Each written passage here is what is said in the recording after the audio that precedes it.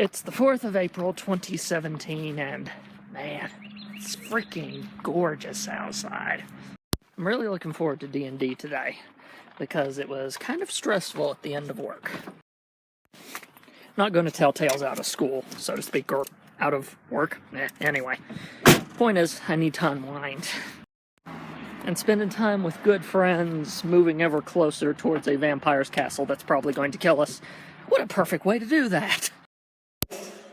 Oh, I hit either way. Oh, that sucked. 7 points. So guys, tonight was one of those nights where you just go, at the end of it. D&D rocked. So that caravan I showed you ended up being the witch that thinks she's Strahd's mother. I told you about her. Evil woman got away from us last time. So we start stealthily taking out her men one by one, by the way. It really was like an Assassin's Creed mission to begin with, because our rogue was going up behind guys, stealth attacking them and totally taking them down. It was beautiful. The cleric paralyzed their leader, which then had our bard pull him into the grass and tie him up. Well, no, she gagged him, and then whenever the paralysis started to wear off, I was the one that tied him up, you know. At some point, the werewolf paladin with us, the NPC, one of them anyway, leapt on top of the carriage and proceeded to start to tear the thing apart. That kind of gave us the clue. Plus, at that point, the jig was technically, but they didn't know we were around yet. They only knew him. We pretty much kept the one guy, but took care of the rest of them, except for one that ran like the dickens when he realized that he was alone. Even minions aren't going to be that stupid.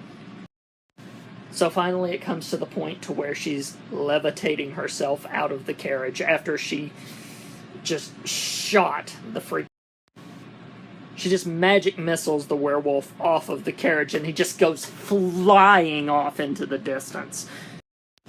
He hits so hard that he changes back into human form. That's how hard that it hit him. And then that's when she levitates out of the carriage, and we realize the battle begins. The epic boss battle against her. We've got the were-raven that's with us, the older one, also circling in the sky, and he decides to take a dive bomb against her. They both crash into the carriage. Then he ends up catapulting out. Again, her doing her spell slinging to get him out of the equation. And then my dungeon master looks at me and says those dreaded words. Odds or evens. Meaning what she was about to roll on a die based on what I said would make all the difference. I said evens. She rolled an odd number. Suddenly a swarm of beetles comes out of the thing. This is telltale for her, because we've already seen her do it before. It's how she escaped last time. She shapeshifts into that swarm and then takes off. So then, it seemed very bad. It's a swarm. How can we take care of a swarm? Because she's getting away. And then it hit me. I remembered something in my tools. Paladins don't have a lot of spells, but the ones they do are very situational for very specific things. And there's one I had decided on. Specifically because we were in Ravenloft, and it served me well for a couple of encounters with some bad werewolves.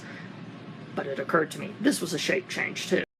And what was great was before she flew off, our cleric went over to me and gave me a blessing that gave me +10 to any attack I was going to roll.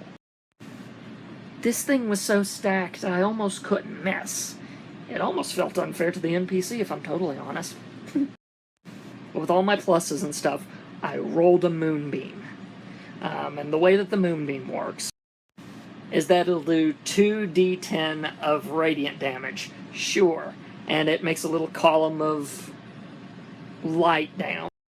And then if an enemy either steps into that column or starts their turn in that column, they take more damage, sure.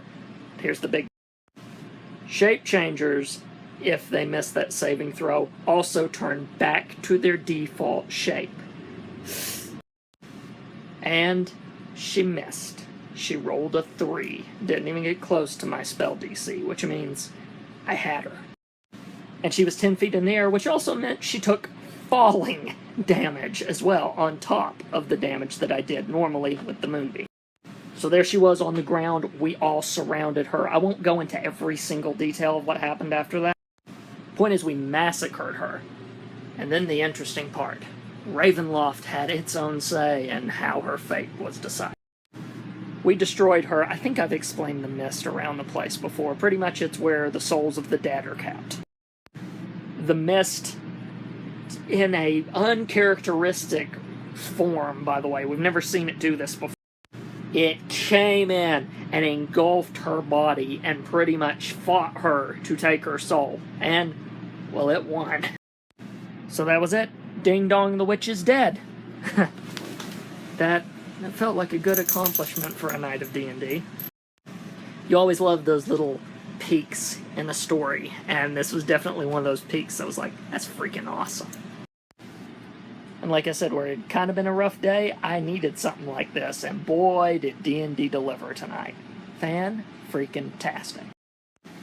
But now it's time for me to take this fake holy symbol off of my neck, because I'm obviously not Eldon anymore at the moment, and head off to bed, because while Eldon is still working, Samuel has to go to bed and work at 4 in the morning. So, good night, everybody.